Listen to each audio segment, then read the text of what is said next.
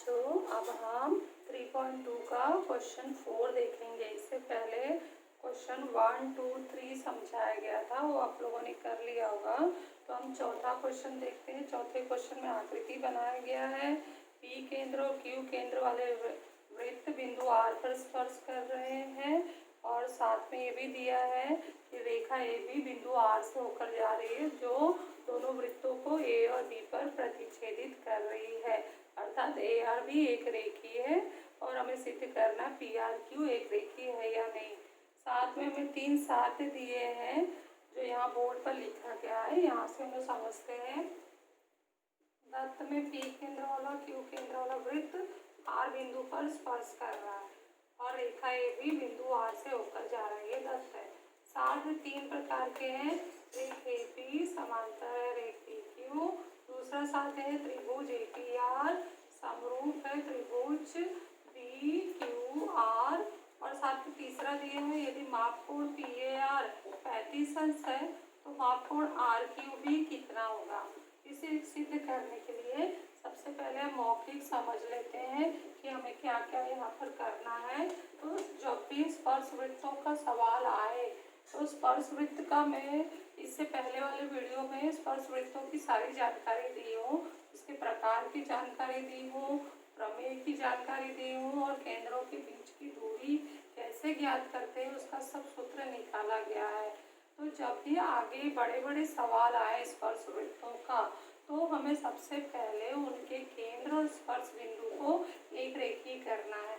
ये पॉइंट अगर हम पहले स्टार्टिंग में लिख देते हैं तो उस पर हमें आधा नंबर मिलता है। तो कोई भी काम करने से पहले ए आर भी हमारे लिए इस एक रेखा में है, वो एक रेखीय है, लेकिन पी आर क्यू को एक रेखीय करने के लिए स्पर्श वृत्तों का प्रमेय लिखना होगा।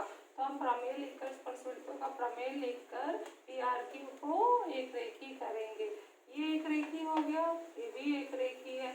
अब चलते हैं इस त्रिभुज में। पी केंद्र वाले त्रिभुज में पी ए बराबर है पी आर। कारण क्या होगा, एक ही वृत्त की त्रिज्याएं, जिससे ये त्रिभुज सर्वांगसम भुजाओं वाला त्रिभुज हो गया। 2 सर्वांगसम भुजाओं वाला, तो सर्वांगसम भुजा का समूह कोण भी यहाँ पर सर्वांगसम होगा। कारण होगा सर्वांगसम भुजा के समूह कोण, यह समद्विबाहु त्रिभुज प्रमेय से। अगला यहाँ जाते हैं क्यू केंद्र वाले वृत्त में भी वही इसी प्रकार से काम करना है। क्यू आर बराबर है क्यू बी। ये 2 भुजाएं सर्वांगसम है इस त्रिभुज में, इसलिए इसके समूह कोण भी सर्वांगसम हो गए। अब हमें कोणों में संबंध बताना है। तो इन दोनों त्रिभुजों में ये 2 रेखा एक दूसरे को आर बिंदु पर प्रतिच्छेदित करने से बने कोण ए आर पी और कोण क्यू आर बी सर्वांगसम है। कारण होगा शीर्षाभिमुख कोण। तो ये दोनों शीर्षाभिमुख कोण से सर्वांगसम है, तो ये दोनों जो इनके साथ में जोड़ी बना रहे थे ये भी आपस में सर्वांगसम हो जाएंगे। फिर इसका हम बड़ा नाम ले लेंगे। अभी तक हम इसका नाम पी ए आर लिखते थे, नेक्स्ट में हम लिखेंगे पी ए बी। कोण पी ए बी सर्वांगसम है कोण क्यू बी ए। तो ध्यान से देखो, इन 2 रेखाओं के लिए ये तिर्यक रेखा ले तो ऐसे बने हुए कोण सर्वांगसम है। तो ये कैसे कोण है, एकांतर कोण। जब एकांतर कोण सर्वांगसम होते हैं तो रेखाएं समांतर होती हैं। तो हमारा समांतर आ गया ए पी समांतर रेख ए पी समांतर रेख बी क्यू। कारण होगा एकांतर कोण कसौटी से, यहाँ हमने कसौटी लगाया है। दूसरा साध्य कैसे सिद्ध करेंगे, त्रिभुज ए पी आर समरूप त्रिभुज आर क्यू बी करो। तो समरूप करने के लिए अभी देखो ये 2 रेखा हमने समांतर की है, तो उसमें हमने एकांतर कोण लिया। तो कोण पी ए आर सर्वांगसम कोण क्यू बी आर हम पहले ही सिद्ध कर चुके हैं। दूसरा ये हमारा शीर्षाभिमुख कोण है। 2 जोड़ी कोणों का सर्वांगसम हो तो वो 2 त्रिभुज समरूप होते हैं कोको कसौटी से।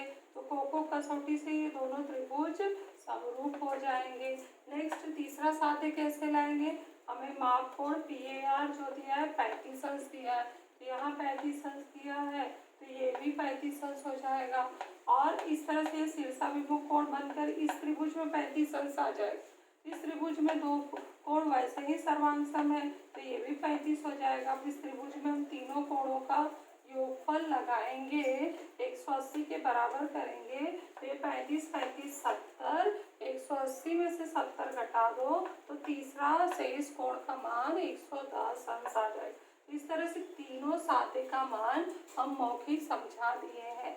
तो मौखिक समझाने से क्या होता है, इसका मतलब उत्तर याद है, हम कभी भी एग्जाम में आए या कहीं भी परीक्षा ली जाए तो हम लिख सकते हैं बिना देखे। तो इसलिए सारे पॉइंट्स जो है मुद्दे हैं मौखिक याद होना चाहिए और आकृति को देखकर समझाने आना चाहिए।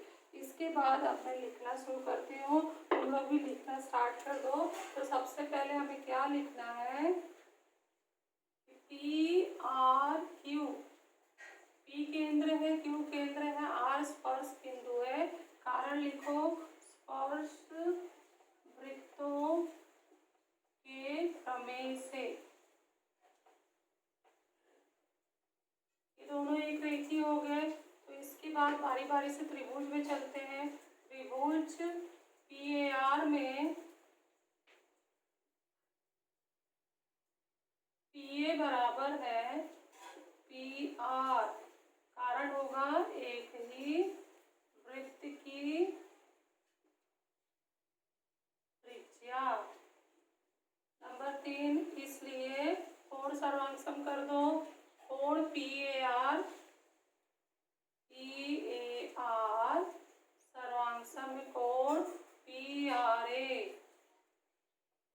कारण होगा सर्वांग सम भुजा के सम्मुख कोण। इसी तरह से हम अगले त्रिभुज में जा रहे हैं। ये P केंद्र वाले वृत्त के लिए हो गया है। नेक्स्ट हम यहाँ पर चौथा पॉइंट लिखते हैं Q केंद्र वाले वृत्त के लिए।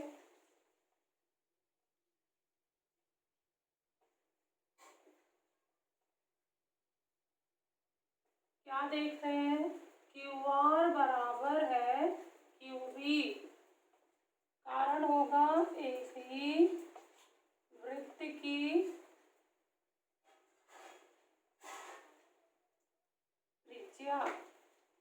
पांचवा पॉइंट क्या होगा, इसलिए हम क्या करेंगे, त्रिभुज QRB में दो भुजा सर्वांग सम, तो उसके सम्मुख कोण भी सर्वांग सम हो जाएंगे। कोण है QBR बराबर है कोण QRB, कारण लिखो सर्वांग सम भुजा के सम्मुख कोण।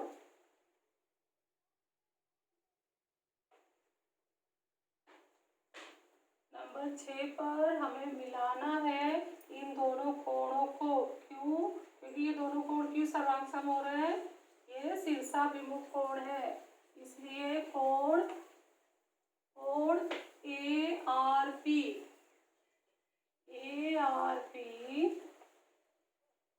यहाँ परंतु लिखते हैं, परंतु कोण ARP सर्वांग सम है कोण QRB, कारण होगा शीर्षाभिमुख कोण।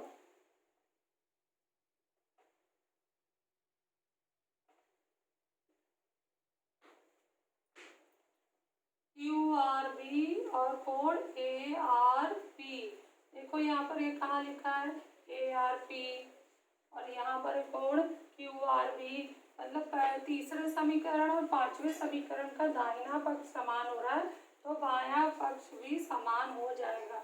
इसलिए नंबर 7 पर लिखो, इसलिए ये जो बाएं तरफ कोण लिखा है कोण PAR सर्वांग सम है कोण दूसरा कोण क्या आएगा, कोण QBR, ये बाएं तरफ का। किन किन समीकरण को हमने मिलाया है, समीकरण है 3, 5, 6 से, 3, 5, 6 से।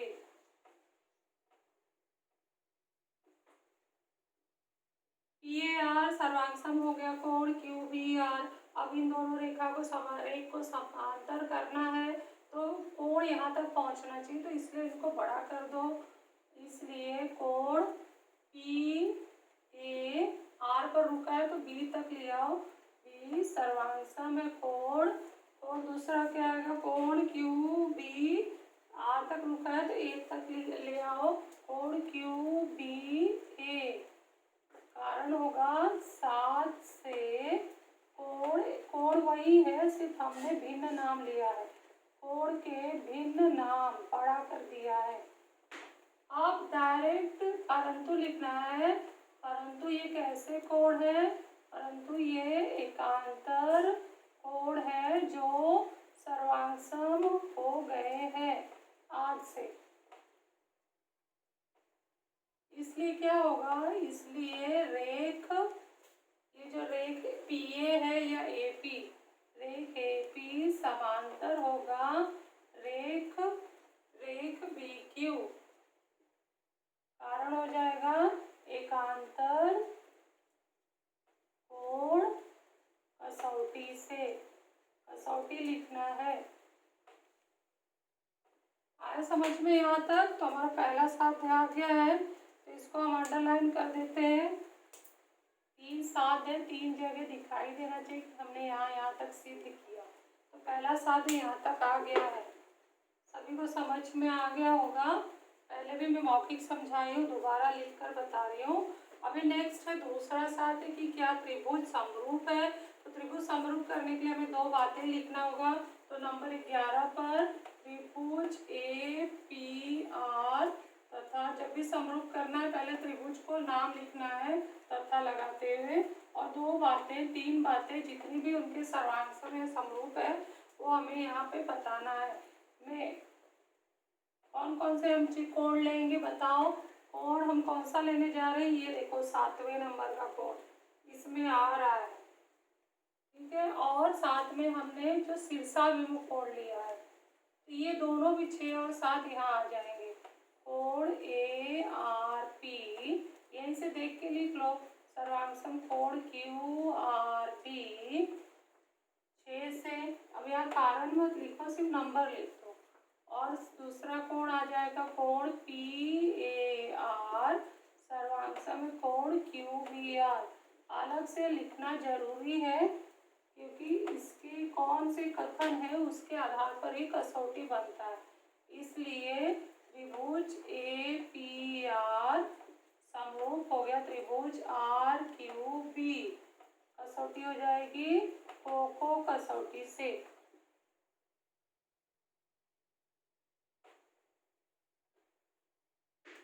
दूसरा भी साध्य आ गया, तो इसको अंडरलाइन कर दो।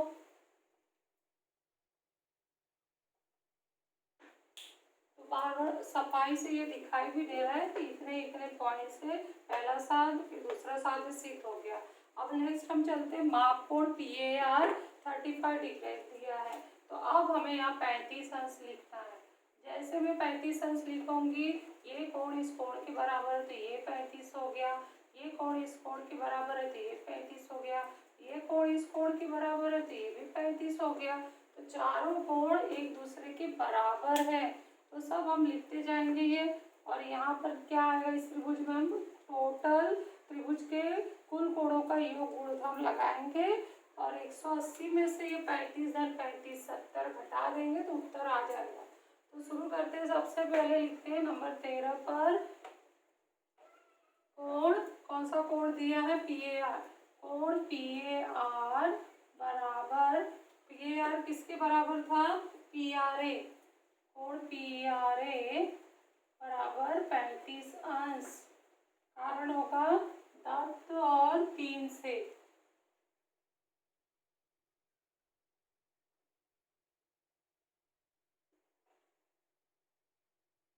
परंतु कोण पी आर ए बराबर है किसके, क्यू आर बी। कोण क्यू आर बी बराबर हो गया 35 अंश। ये हमने कहाँ लिखा है, C P R A Q R B 6 से, 6 और 13 से। और साथ में क्यू आर बी अब किसके बराबर है, Q B R. Q R B Q B R के बराबर है, परंतु कोण क्यू आर बी बराबर कोण क्यू बी आर 35 अंश। कारण होगा 14 और 5 से। आगे सारे कोण 35 के आगे, तो अब सीधे त्रिभुज में चलो। 16 पॉइंट पे हम लिख रहे त्रिभुज QBR में दो कोण तो आ ही चुके हैं और जो हमारा एक साथ है वो RQ भी है, तो प्लस करो कोण QRB प्लस कोण QBR प्लस कोण RQB बराबर 180 अंश। कारण लिखो त्रिभुज के कुल कोणों के योग गुणधर्म से